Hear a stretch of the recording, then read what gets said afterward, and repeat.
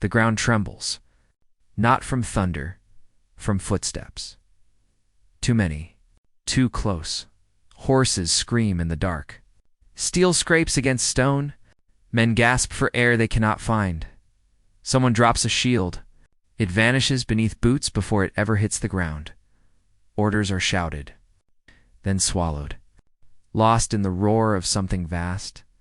And approaching fast, a banner snaps violently in the wind. No one looks up. Everyone already knows what it means. Breathing grows shallow. Hands shake. A sword slips from nervous fingers and clangs against armor. There is no room to retreat. No time to regroup. No chance to count the numbers rushing forward. Someone laughs. Not from courage, from disbelief. A prayer is whispered. Another man cannot remember the words. The earth feels alive now, as if it has chosen a side. A horn sounds in the distance. Then another. Then many more.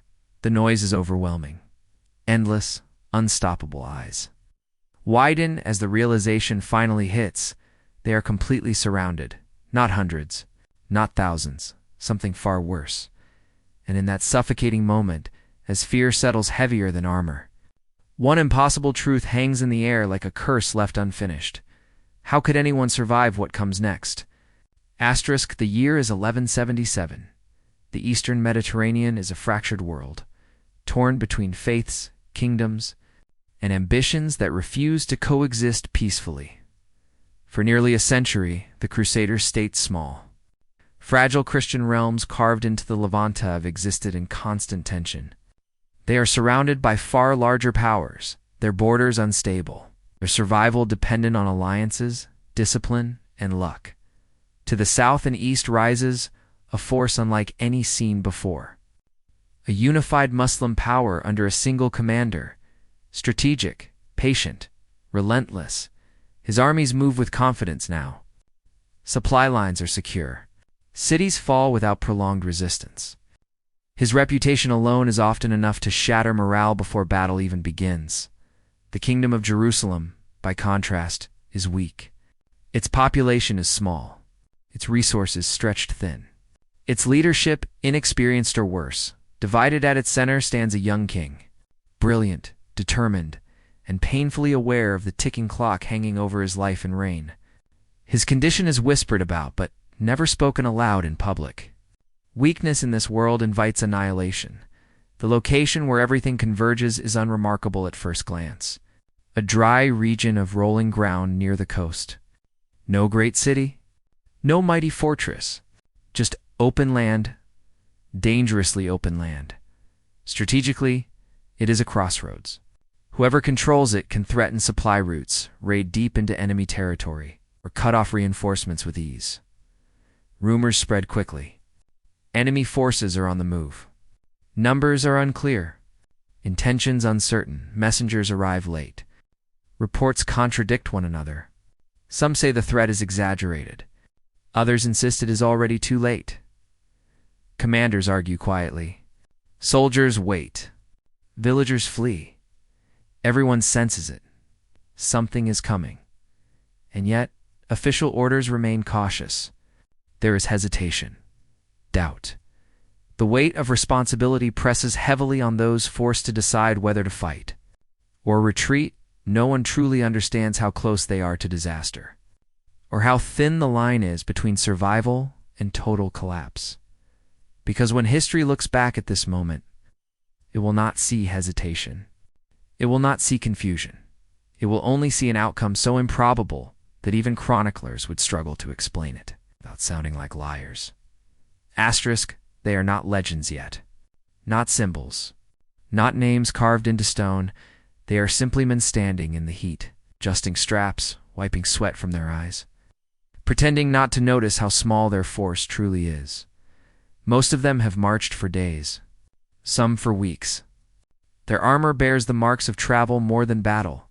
Scuffed edges, dulled metal, leather darkened by salt and dust. This is not a grand army assembled in triumph. It is a collection of survivors, retainers, and volunteers pulled together because there was no one else training among them varies wildly. A few knights were raised from childhood to fight, drilled relentlessly in riding, formation, discipline. Their movements are precise, automatic, almost ritualistic. They check weapons the same way every time. They speak little. They conserve energy. Others are foot soldiers with far less preparation. They know how to hold a line, how to follow a banner, how to brace themselves when fear presses hard against the ribs. They have practiced for this moment, but practice never includes the sound of an approaching army that outnumbers you beyond reason. Daily routines are rigid, because routine is the only defense against panic. They wake before dawn. They eat sparingly. They pray quietly. Armor is checked twice. Weapons are cleaned, even when already clean. Anything to occupy the hands. Anything to avoid counting. Rules are absolute here. Break formation, and punishment is swift. Abandon your post, and there is no mercy. Discipline is survival. These men understand something instinctively. Chaos will kill them faster than any. Enemy blade at the center of it all is the king. He does not tower over them. He does not inspire with physical strength. He inspires because he should not be here, yet he is. Baldwin IV is young, painfully young, and visibly fragile. His condition is no secret among the ranks, even if no one dares name it aloud. His hands are often wrapped. His posture is rigid, unnatural. Pain shadows every movement, yet he never allows it to slow him in public. He rides at the front, not behind. Not because it is safe, but because it is necessary. The soldiers watch him closely. They notice how aides help him mount, how his face tightens when the horse shifts beneath him, how his voice never trembles when he speaks orders. That contradiction, frailty paired with absolute resolves, creates something powerful. If the king does not retreat, how can they? The command structure is tense. Officers speak in measured tones, careful not to reveal doubt. Orders are concise. There is no room for debate, no margin for error. The understanding is clear. One mistake will not be corrected, it will cascade. Emotion simmers just beneath the surface. Fear is everywhere, but rarely spoken. Some men cling to faith. They carry small tokens, crosses pressed smooth by nervous fingers. Others rely on dark humor, muttering jokes about odds so absurd they almost become comforting. A few withdraw entirely, staring into the distance, conserving whatever strength remains. At night, conversations drop to whispers. Names of families are mentioned. Places far away cool, stone houses, vineyards, familiar roads. No one talks about tomorrow directly. It is always when this is over, never if. Despite everything, cohesion holds. They share water. They share food. They share silence. There is an unspoken understanding among them. None of this should be possible. They are too few, too exposed, too vulnerable. Every rational instinct screams that survival here is unlikely. Yet no one leaves, because leaving would mean more than death. It would mean abandonment of the king, of each other, of a fragile kingdom that has no margin left to lose. Every man here knows that if this force breaks, Jerusalem stands open. Cities will fall. Borders will vanish. This is not just a battle, it is a line drawn with bodies, and so they stand ready. Not confident, not hopeful, but resolved. They tightened straps one last time. They gripped weapons with hands that ached from tension. They fixed their eyes forward and refused to look at the horizon too long. They do not know what history will make of them. They do not know if anyone will remember their names. They only know that when the moment comes, they will not move backward. Not today, asterisk. The first warning does not arrive as noise. It arrives as absence. Scouts are expected back before sunset. They know the routes. They know the timing. They know what happens when reports are late, but the light fades, and no one returns. At first, officers dismiss it. Delays happen. Horses tire. Terrain deceives distance. Yet unease settles quickly, because this delay feels different. Too complete. Too final. A second scouting party is dispatched. Then a third. They come back with less information than the first conflicting estimates. Vague descriptions, eyes that avoid direct contact. One man swears he saw movement stretching across the horizon. Another insists it was dust carried by the wind. Neither sounds convinced by his own words. Messages sent earlier in the day receive no reply. Messengers ride out and return, shaking their heads. Signal points that should be active remain dark. Too dark, silence spreads faster than panic ever could. As night falls, campfires are lit sparingly. No one wants to reveal their position more than necessary. From a distance, faint lights appear on ridgelines, then disappear before they can be counted. The pattern repeats. Lights, darkness, lights again. Closer this time, no one says it aloud, but everyone understands the implication. Horses grow restless. They stamp and snort, tugging at reins, refusing to settle. Animals sense what men try to ignore.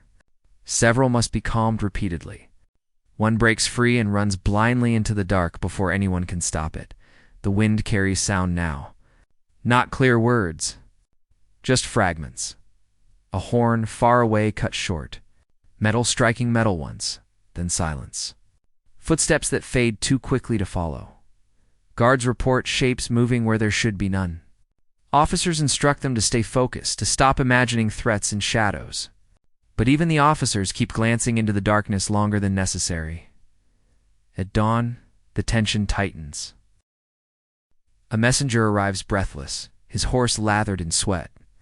His report contradicts everything received so far. Enemy numbers are far larger than expected. Their position is unclear. Their movement faster than anticipated. Maps are spread out. Fingers trace routes. Lines are drawn, erased, drawn again. Nothing fits perfectly. Nothing explains how such a force could move unseen for so long. Orders are issued abruptly. Formations adjust. Banners are raised earlier than planned. This is not preparation, it is reaction. Men notice the change immediately. There is less talking now. Less humor. The routines remain, but they are sharper, faster, as if everyone senses that time itself is slipping away. A final scout returns just before midday. He does not dismount right away. He simply stares at the officers, eyes wide, chest rising too fast. When he speaks, his voice cracks. Distances collapse. Numbers blur. Directions lose meaning.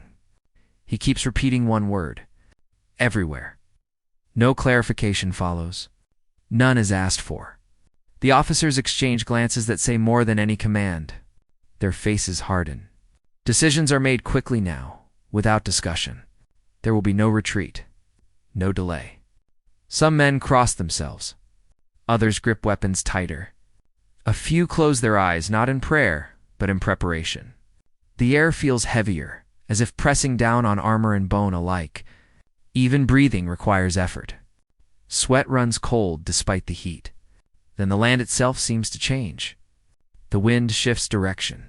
Dust lifts from the ground in long, low sheets.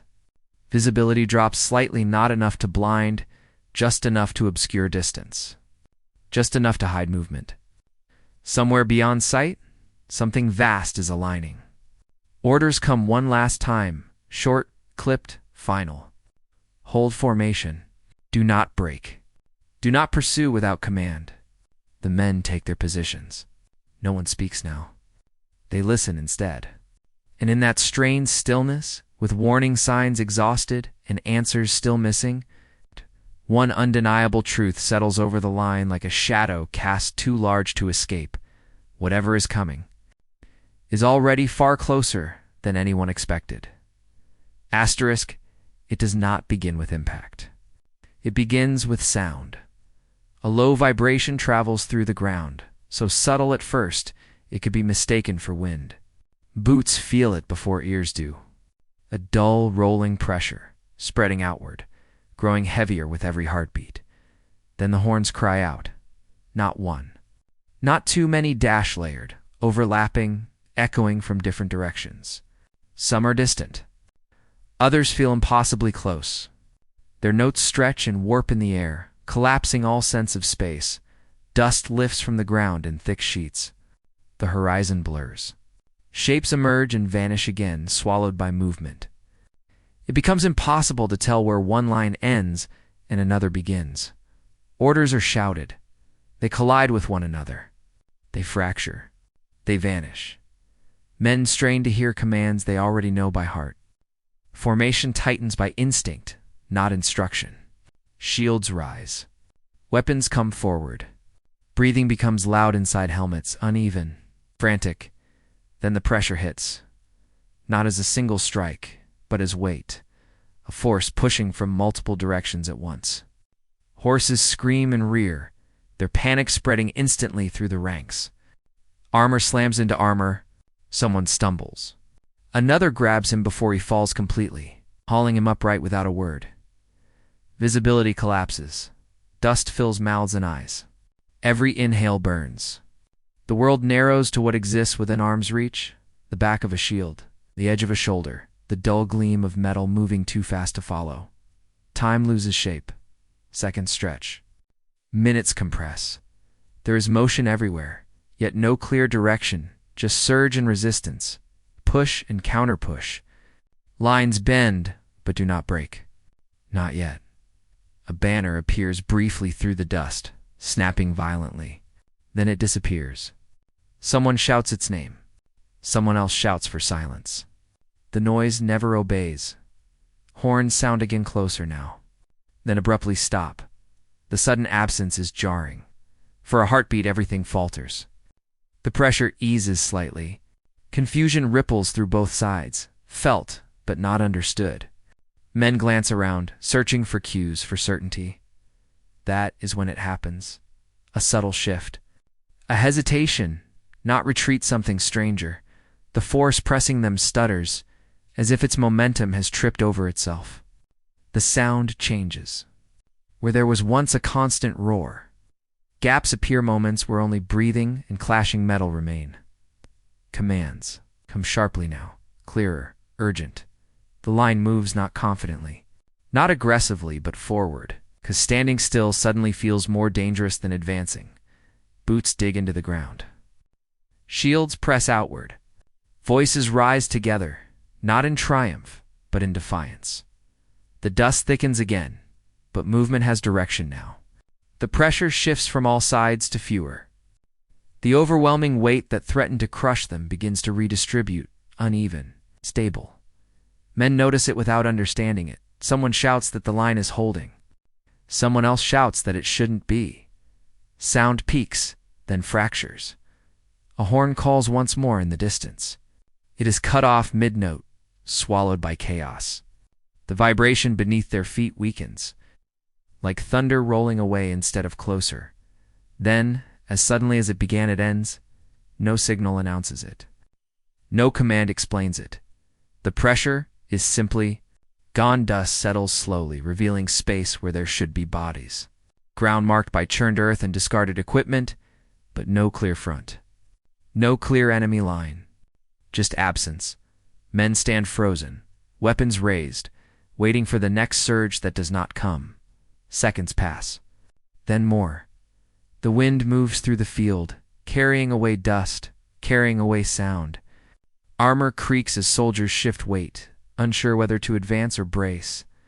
Someone laughs a short, disbelieving sound that stops as quickly as it begins. Officers attempt to restore order, but their voices lack urgency now. They, too, are searching the field, scanning for movement that refuses to appear. Where there should be pursuit, there is caution. Where there should be victory, there is uncertainty. No one chases, because no one understands what just happened. Scouts are sent out slowly, carefully, as if the ground itself might be a trap. They move through empty space that moments ago was filled with overwhelming force. They find abandoned gear, broken formations, signs of sudden withdrawal, but no pattern. No celebration follows. No cheers. No relief, only silence. Men look at one another, eyes wide, faces streaked with dust and disbelief. Some lower their weapons. Others cannot bring themselves to. The king remains still at the center. Watching the field with an expression no one can read, they have survived something that should not. have been survivable. But survival offers no answers, and as the dust finally settles completely, one question lingers heavier than any armor they wear. Did they witness a victory? Or merely the pause before something even worse? Asterisk, the silence does not last. Not because sound returns, but because questions begin to press in from every direction. Officers move first. Cautiously, methodically, orders are given in low voices. Stripped of emotion, the line is reformed, not for attack, but for control. Weapons remain drawn. No one assumes the danger has passed. Scouting parties are assembled within minutes. Small groups, spaced carefully apart, instructed not to pursue too far and not to engage under any circumstances. This is not a victory sweep. It is a search for understanding. They move across ground that feels wrong beneath their boots. Too quiet. Too open. The marks left behind tell conflicting stories, tracks overlapping chaotically. Formations breaking off in directions that make no strategic sense. Some paths stop abruptly, as if those who made them simply vanished. Abandoned equipment is found quickly. Helmets, shields, weapons left intact. Not broken or bloodied. Supplies dropped where they fell. There is no orderly retreat pattern. No clear line of withdrawal. Just fragments. Messengers are dispatched in all directions. Some return quickly with nothing to report. Others return with stories that do not align. Enemy camps are discovered empty, fires cold. In other places, there is no sign an encampment ever existed at all. Commanders attempt to piece together timelines, they fail. Accounts from within the ranks contradict each other. Some insist the pressure broke suddenly, all at once. Others swear it happened gradually, like a tide reversing. A few describe moments that cannot be reconciled, sounds without sources. Movements without shapes. Interrogations follow, not harsh, but intense. Officers question soldiers individually, separating them to avoid shared narratives. They listen carefully, noting inconsistencies, circling back to the same questions again and again. How long did the engagement last? From which direction did the withdrawal begin? Who gave the signal? No one can answer with certainty. Reports are written, then rewritten. Numbers fluctuate wildly depending on the source. Enemy strength is estimated, crossed out, and replaced multiple times. Entire paragraphs are removed for being unverifiable. The king summons his senior commanders. The meeting is brief and private. When it ends, a clear shift occurs. Orders are issued limiting discussion of the battle. Casualty figures are minimized. Descriptions are simplified. The event is framed as a successful engagement. Nothing more. Too much detail invites scrutiny. Too many questions invite doubt. The army remains in place longer than expected, not to celebrate, but to observe. Scouts continue their searches for days, extending farther each time. They find no counterattack forming, no regrouping, no sign of imminent threat, and yet no one relaxes. Supply routes are secured aggressively. Communications are tightened. Movements are controlled. Everything about the response suggests that leadership is less concerned with what might happen next, more concerned with what might be asked later. Whispers begin among the ranks. Some believe the enemy collapsed due to internal disagreement. Others claim exhaustion finally took its toll. A few insist they witnessed something beyond tactics, something that cannot be explained within the rules of war. Those voices are quietly discouraged. Witnesses who speak to openly find themselves reassigned. Reports that raise uncomfortable questions are quietly filed away. Copies disappear. Originals are locked behind authority few can challenge. When messages are sent to allied leaders, the language is careful, measured, vague. The victory is acknowledged, but not explored. There is no invitation for investigation, no call for verification. In the months that follow, chroniclers struggle. They attempt to document what happened, but are given limited access.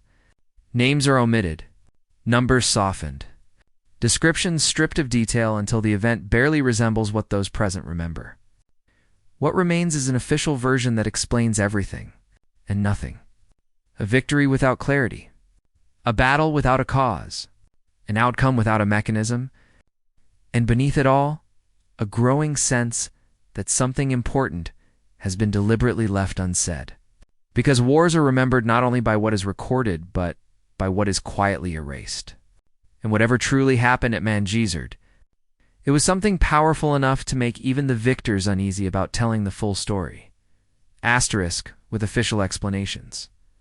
Reduced to careful phrases and incomplete accounts. Speculation begins almost immediately. Not among the common soldiers, they are encouraged to move on, but among chroniclers, foreign envoys, and historians who notice the gaps left behind. Over time, several theories emerge. None are ever confirmed. All are quietly debated. Each attempts to explain how an overwhelming force could fracture and withdraw from a position of absolute dominance. According to this interpretation, their numbers were vast, their momentum unstoppable. In that confidence, discipline eroded. Accounts suggest formations advanced too quickly, pressing inward from multiple directions without coordination. When resistance proved unexpectedly firm, lines compressed, movement stalled, and confusion spread faster than command could correct it. A sudden breakdown at the center. Some argue triggered a chain reaction. Orders could not be heard. Units acted independently. What should have been a crushing encirclement became a liability. Yet this theory leaves critical questions unanswered. Overconfidence may explain hesitation, but not a full withdrawal. Armies of that scale do not simply disengage without regrouping, especially when facing a vastly inferior force.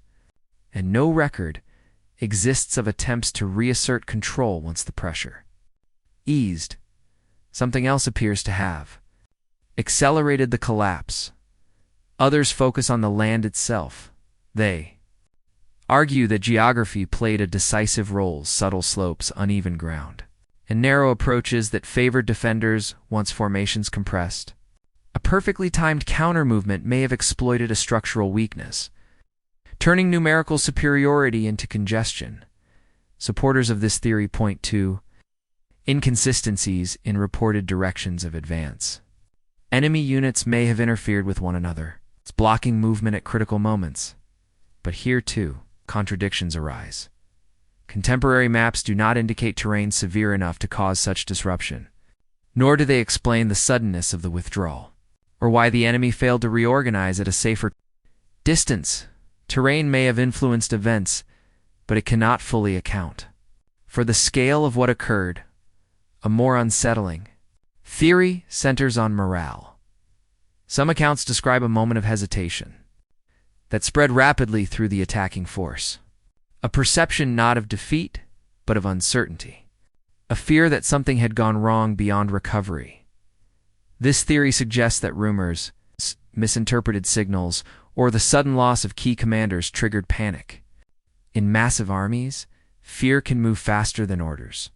Once doubt takes hold, even numerical superiority becomes irrelevant. But official records never mention the loss of leadership at a decisive moment. No fallen commander is identified. No breakdown point is acknowledged if panic was the cause. It was triggered by something never documented. The final theory is the one most carefully avoided. It suggests that what happened did not fit accepted military logic, and that acknowledging it would raise questions. Leadership was unwilling to answer. Supporters point to missing documents referenced in later texts, but never located. 2 letters cited once, then never again. 2 witnesses whose early statements differ sharply from later ones, or who disappear from the record entirely. This theory does not claim the supernatural. It claims omission, that something occurred which, if fully recorded, would undermine reputations, challenge authority, or complicate fragile political realities. That the truth was not erased completely, but diluted, softened, buried beneath acceptable explanations, and perhaps most telling of all, the silence, no celebration, no monument, no detailed commemoration, just a victory acknowledged, quietly set aside.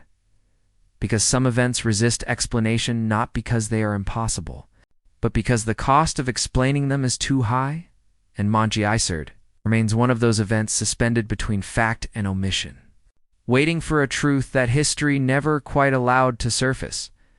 Asterisk, when the dust finally settled at Montgisard, history did not rush to preserve the moment. There were no great monuments raised on that field, no annual processions, no triumphant songs passed carefully from one generation to the next. Instead, the battle slipped quietly into the margins mentioned, acknowledged and then left unexplored. Perhaps the outcome was too improbable. 500 standing where tens of thousands had pressed forward, an ending that defied expectation, calculation, and logic. For chroniclers, this posed a problem. History favors patterns. It demands causes that fit outcomes neatly. Montgisard offered none that could be explained without raising uncomfortable questions. So the details faded. Official records simplified the event. Later accounts repeated those simplifications. Over time, the strangeness of the moment dulled not because it was understood, but because it was avoided. Those who stood there carried the memory with them. Some spoke of it cautiously, choosing words that revealed little. Others never spoke at all. Silence became the safest form of accuracy, and so Montgisard endured not as a lesson but as a shadow, a reminder that even in an age obsessed with chronicles and witnesses, truth could still be shaped by what was left unsaid. Today, the field lies quiet. No markers reveal what once unfolded there. Wind moves across the ground as it always has, different to the weight of unanswered questions. Yet the question remains: how did an army so small survive an enemy so vast? What truly caused the moment when pressure became hesitation and hesitation became retreat?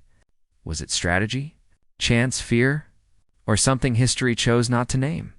We may never know, but perhaps that uncertainty is the legacy itself, because Montgisard is not remembered for what it explains, but for what it refuses to reveal. So now, we leave the final judgment to you. What do you believe truly happened that day?